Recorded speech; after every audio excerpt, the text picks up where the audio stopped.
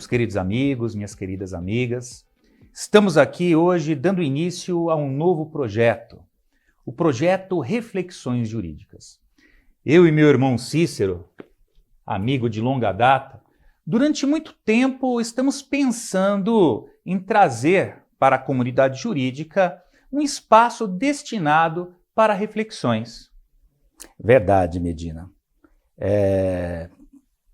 Foi uma ideia sensacional que você iniciou ela lá atrás, dizendo que nós precisaríamos trazer para o nosso meio uma voz e mentes que acrescentassem qualidade à nossa vivência e à advocacia que nós praticamos.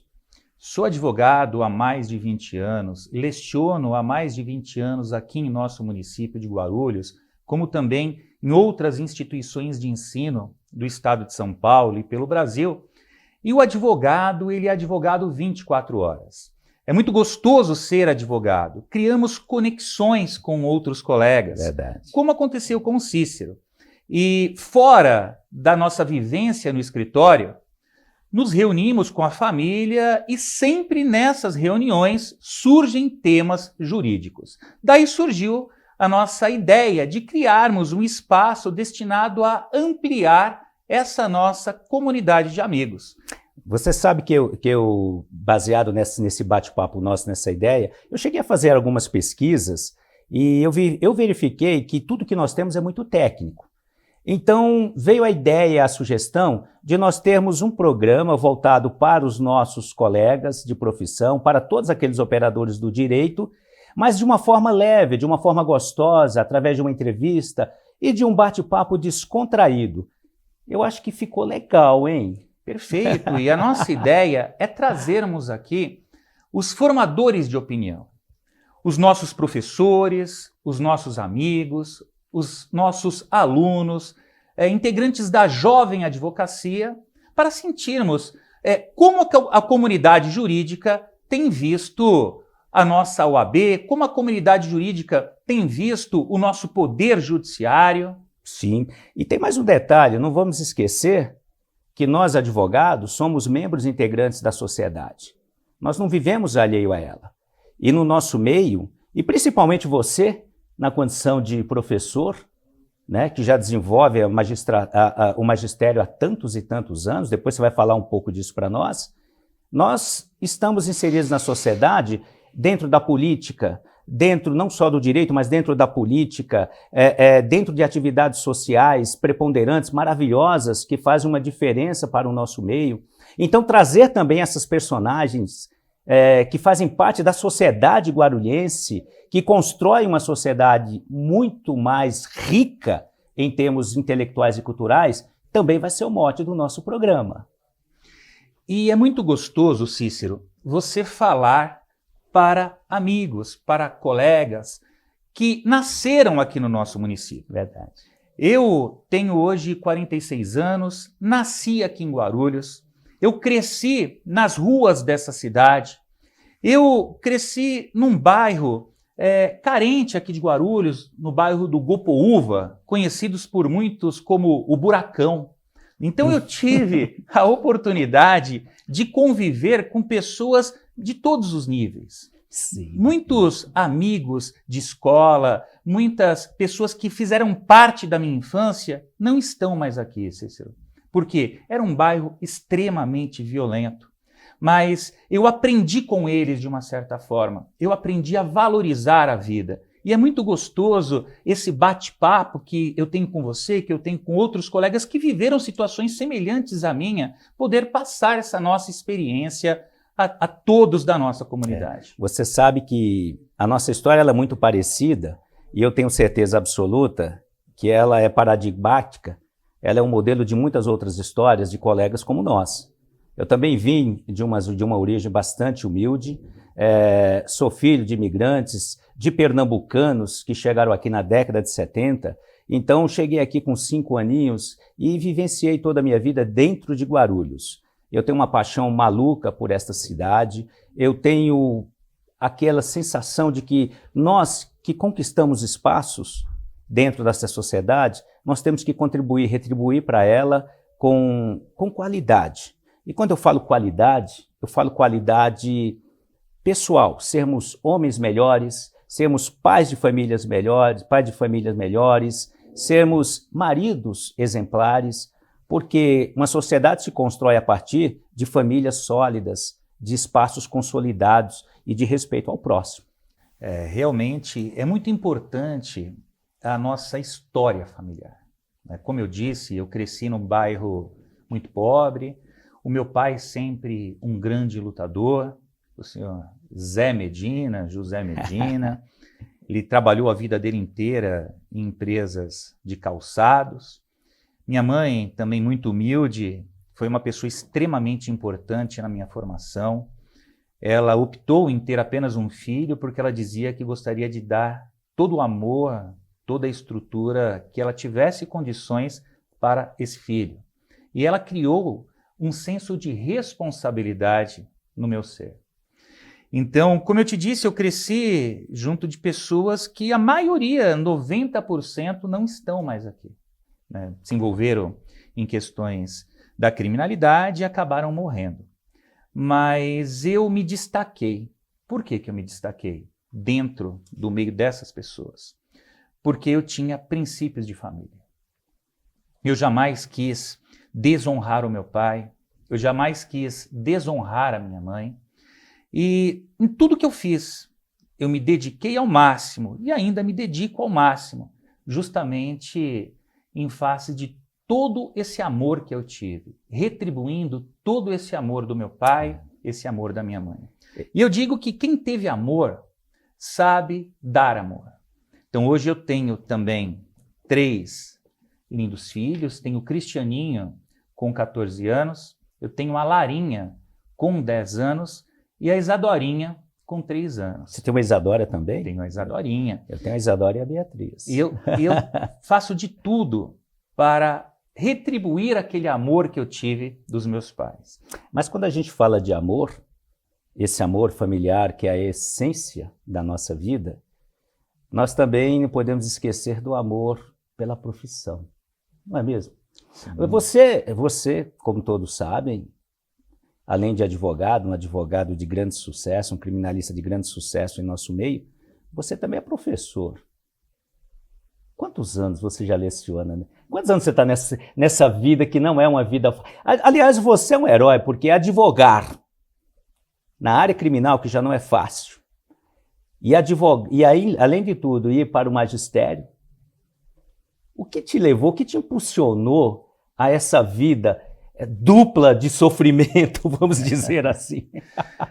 Na verdade, Cícero, o magistério ele está no meu sangue desde a minha adolescência. Um dos primeiros empregos que eu tive foi numa loja de esportes. E por força do destino, o dono dessa loja de esportes era um ex-jogador da seleção brasileira de basquetebol. E ele tinha um convênio com a prefeitura de Guarulhos à época, com o clube do SECAP, onde ele lecionava basquete para as crianças carentes. Conheço o SECAP. Joguei muita bola no SECAP. E ele tinha outras atividades. Então o que ele fazia? Eu trabalhava na loja, mas ele pedia que eu fosse dar aula de basquete no lugar dele. O Sérgio sempre foi grandão, né? Então eu comecei essa... Foi um processo natural, pelo tamanho aí.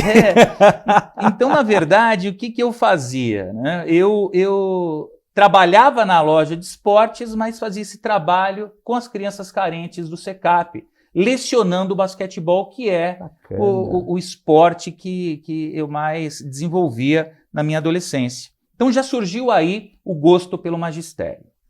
Mas o direito, ele sempre esteve também incutido no meu ser.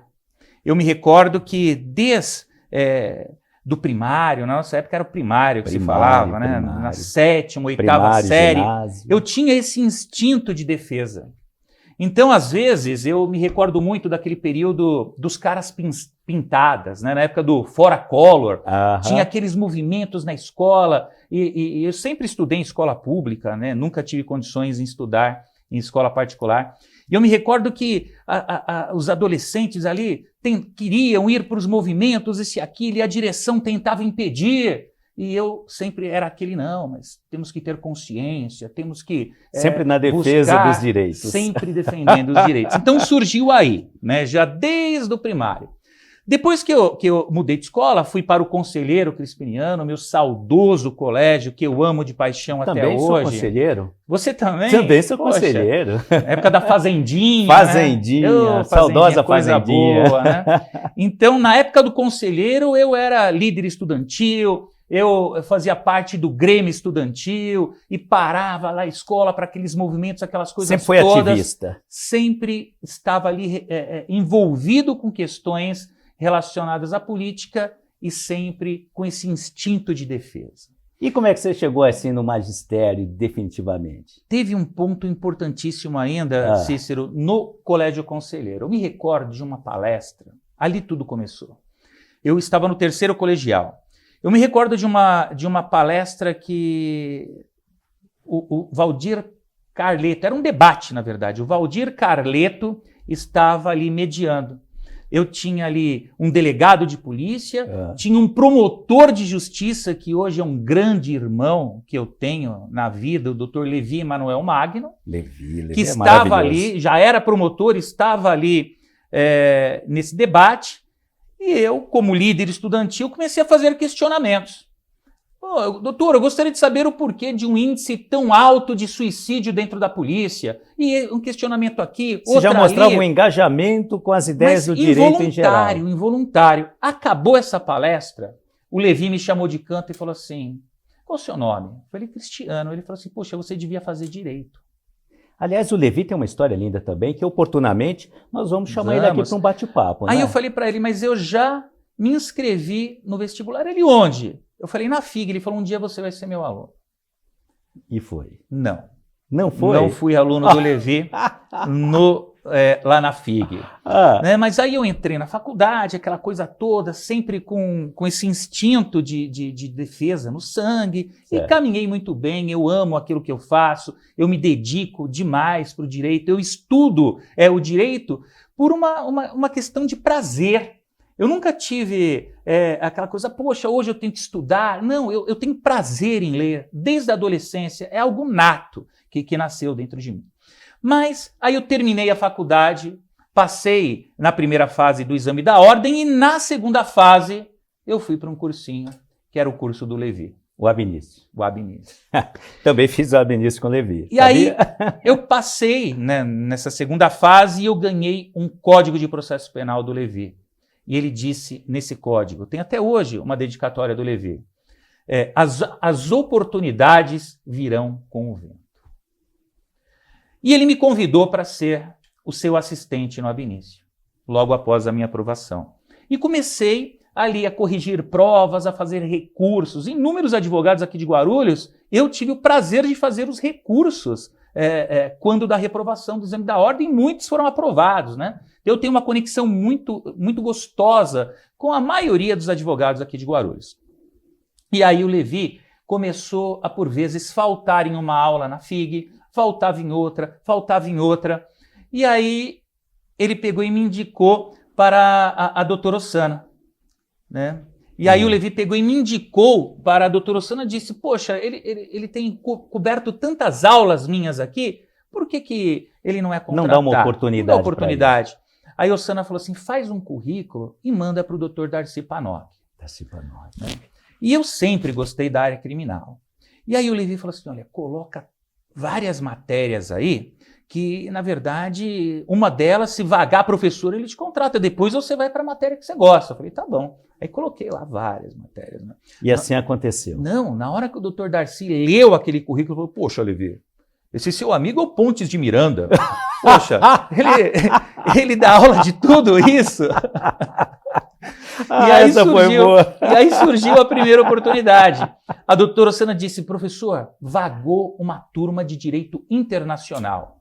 E você? O senhor domina essa matéria? Eu falei, olha, professora, eu atuo no processo penal, mas eu amo mesmo direito internacional. Nasci para isso.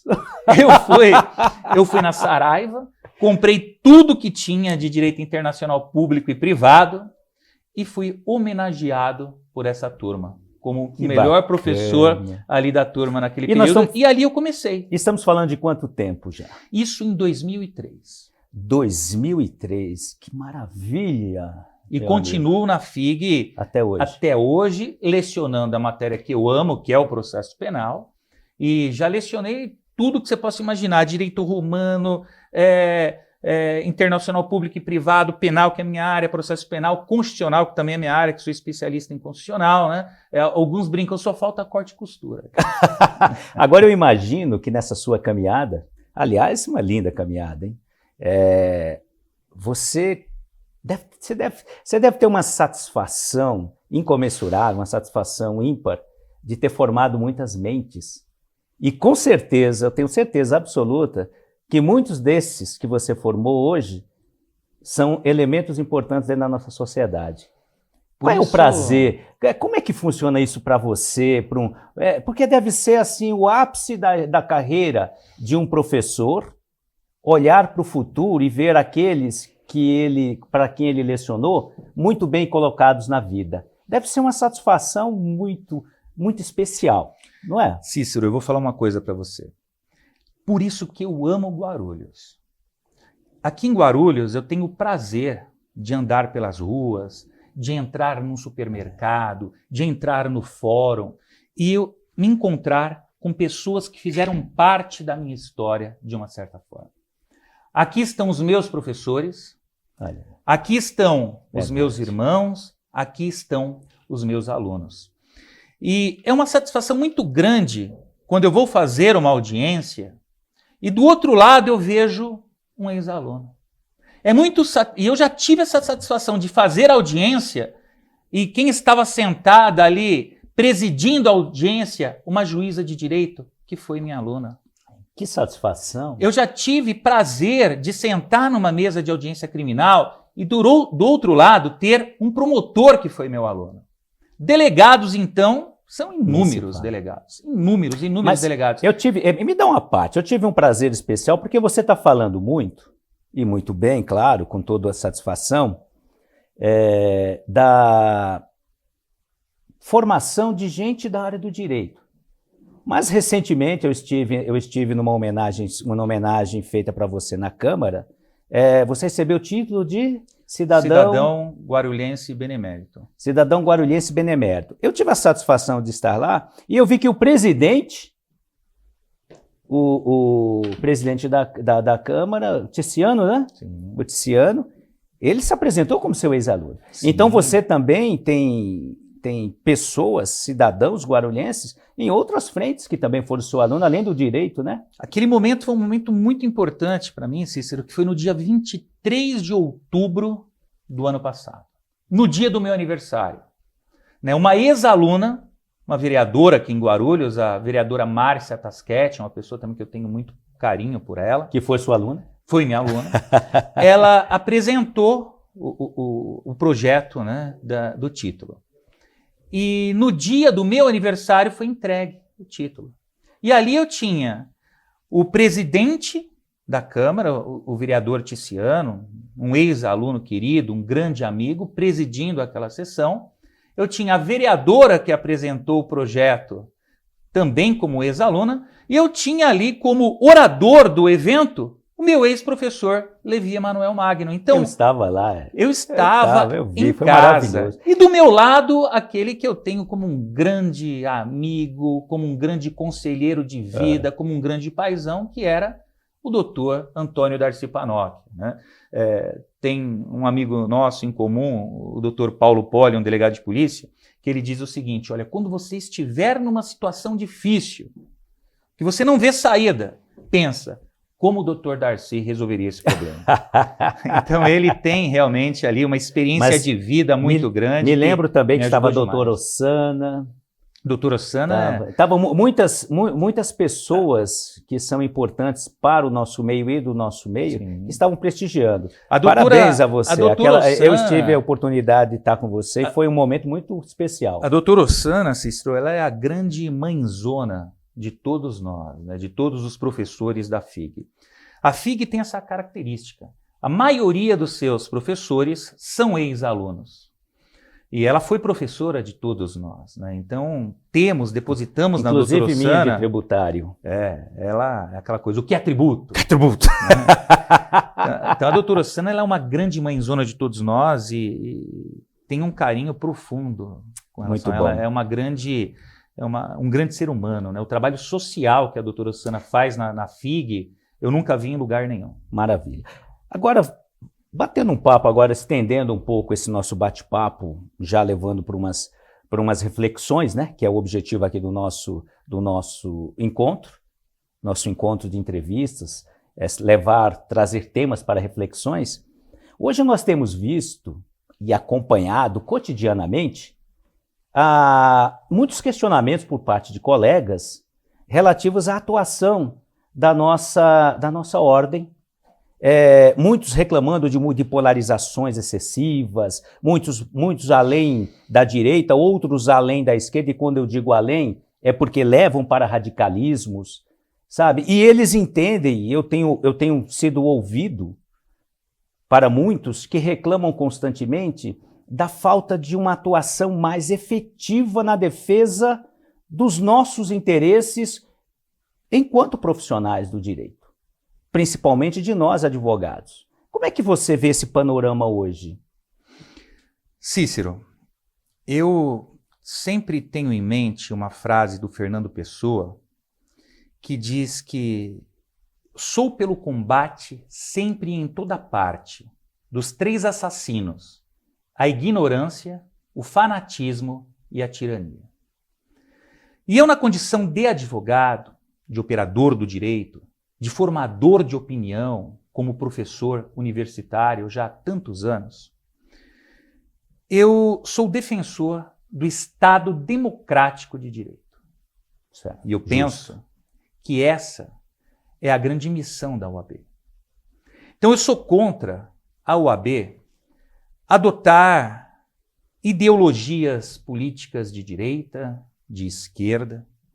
Isso, na verdade, é um desserviço para os advogados, é um desserviço para a sociedade. Você não se posiciona em nenhuma das vertentes. Eu me posiciono em defesa do Estado democrático de direito e eu vou te fazer algumas observações. Eu vejo que nos momentos mais obscuros da nossa sociedade, foram os advogados que trouxeram a luz, que trouxeram o equilíbrio para a sociedade nos momentos de ditadura, nos momentos de opressão. E hoje eu vejo, infelizmente, a OAB se acovardando. Eu vejo a OAB levantando determinadas bandeiras ideológicas que não são compatíveis com o exercício da advocacia. Porque a advocacia não tem bandeira.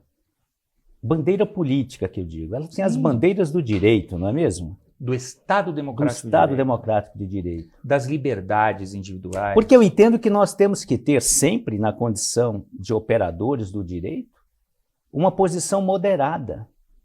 Nós não podemos, nós até podemos, particularmente, temos os nossos preconceitos, as nossas posições particulares. Mas, enquanto agentes do direito, nós sempre temos que ser isentos de polaridades. Porque o advogado, ele, nesse sentido, ele não tem bandeira política. Ele tem a defesa do Estado democrático de direito e ele tem a defesa dos interesses do seu cliente, acima dos seus interesses pessoais. Então, não interessa se o seu cliente é de direita exacerbada ou de esquerda radical. E nós temos que ser moderados.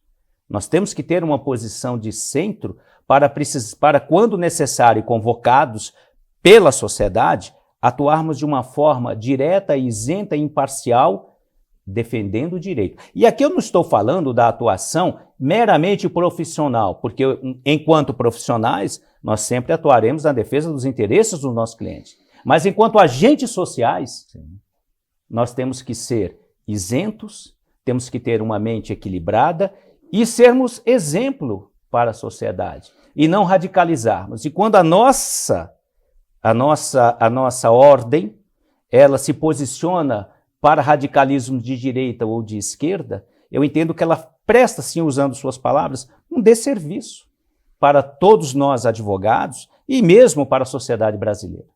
Eu penso que é imprescindível que a ordem atue para resgatar a dignidade, para resgatar o respeito do advogado perante a sociedade. Antigamente, o advogado era um dos profissionais mais respeitados pela sociedade. Hoje, infelizmente, por falta de atuação da OAB, muitas vezes o advogado é mal visto pelo cidadão. O advogado, ele acaba tendo algum sinônimo negativo aqui, para não falar coisas mais pesadas do que muitas vezes a gente ouve pessoas falando do advogado. Mas isso é porque a OAB acabou deixando de fazer o seu efetivo papel social. Recentemente, muito recentemente, foi votado no Congresso Nacional aquela questão das saidinhas, né? Entende-se que os presos não podem mais ter saidinhas. Obviamente que para a advocacia, especialmente para o advogado criminalista, esse será um tema de discussão nos seus processos em concreto. Vamos sustentar que essa medida é inconstitucional. Só que nesse caso a OAB levantou a bandeira. Nesse caso a OAB levantou a bandeira, disse que vai ajuizar até uma ação questionando essa legislação. Só que eu não vejo a OAB se manifestar de uma forma efetiva em favor dos advogados que estão sendo ridicularizados no Supremo Tribunal Federal quando da defesa daqueles presos do dia 8 de janeiro. Mas por que será? Será que estão se levantando uma bandeira ideológica? O advogado que é humilhado por um ministro, será que não caberia à OAB tomar uma frente efetiva, até com medidas drásticas contra esses ministros que estão ridicularizando advogados? Contra esses ministros que estão ali tentando calar a voz do advogado para que o advogado não possa fazer sustentações orais? Será que esse não seria um papel da OAB, Cícero? Eu não tenho dúvidas. E não colocaria o verbo no seria. Este é o papel da OAB. Afinal de contas, no momento em que o advogado está sendo achincalhado na sociedade, nós temos uma ordem que ela tem que se levantar. A única bandeira que eu entendo que a OAB tem que ter, em sendo uma ordem de representatividade, é a defesa dos nossos direitos na condição de advogados. Levantar bandeiras oportunistas só quando interessa àqueles que estão com suas vertentes sociopolíticos defendendo, levantadas lá atrás, é fazer com que nós sejamos largados numa vala comum, como qualquer cidadão, como qualquer outro, que simplesmente não tem um respaldo por trás de si. Deixar o advogado numa vala comum não é inteligente. Eu não vejo como inteligente. Eu acho que é uma burrice de uma ordem, de uma instituição, simplesmente abandonar os seus aos tubarões.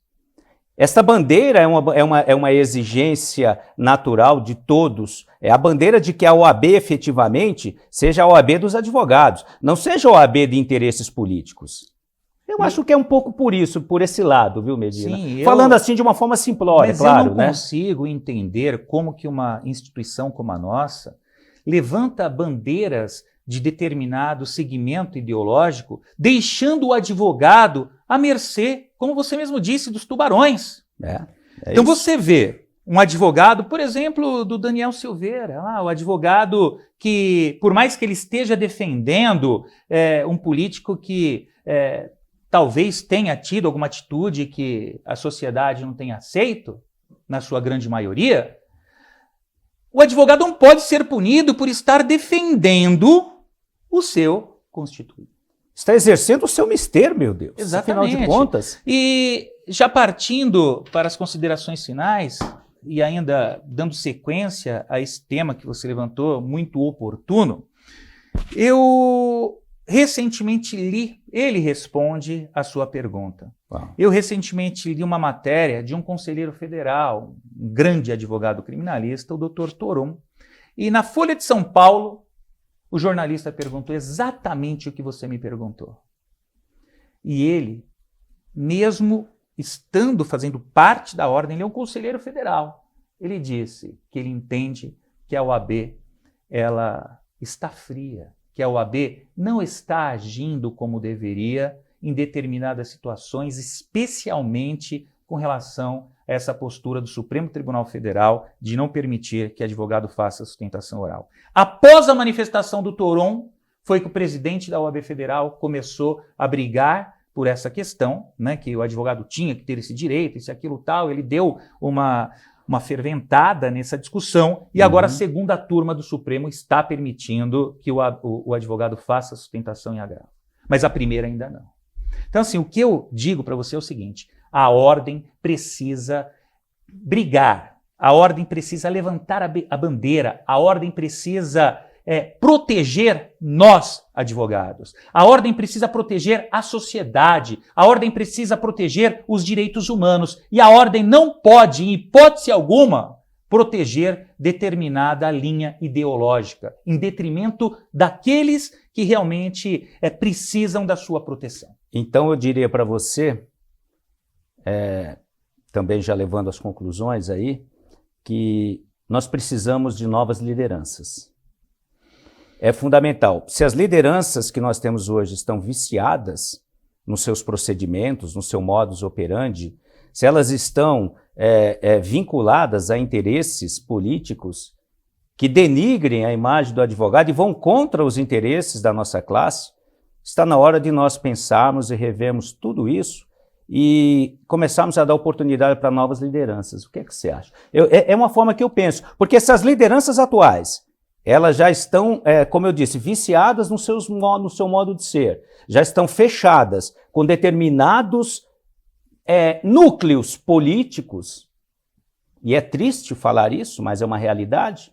Eu entendo que é momento de nós advogados pensarmos que dar oportunidade para novas lideranças que tenham mais conexão com a advocacia, com os interesses dos seus representados. Eu vejo dessa forma, Medina. Eu vejo que esse ano é um ano muito importante. É um ano eleitoral esse para ano. O rumo da OAB. É verdade, bem lembrado. Esse ano, os advogados vão escolher os seus próximos líderes. Eu acho que é muito importante uma oxigenação dentro desse sistema.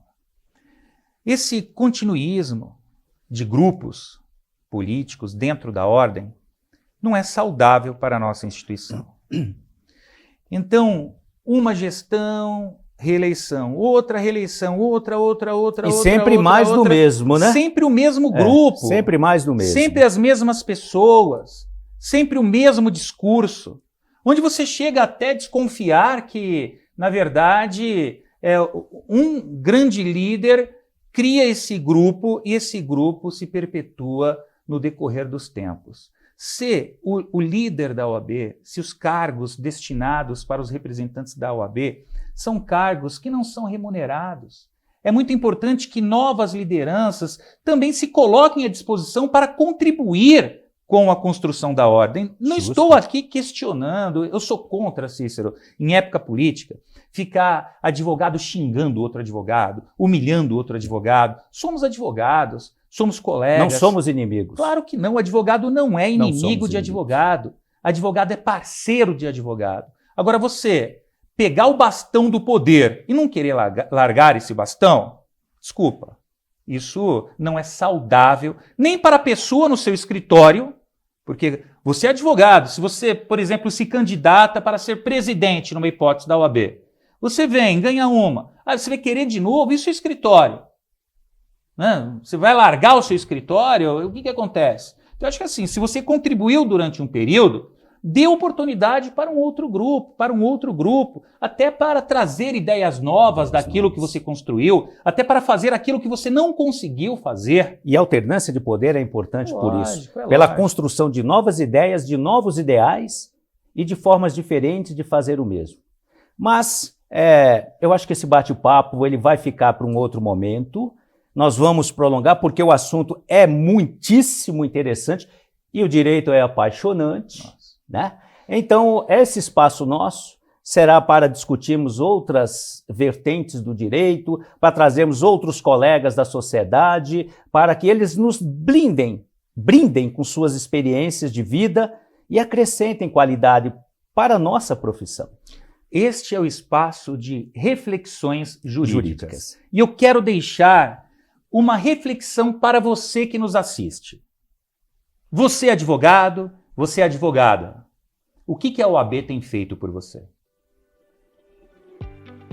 Prazer estar contigo, meu amado.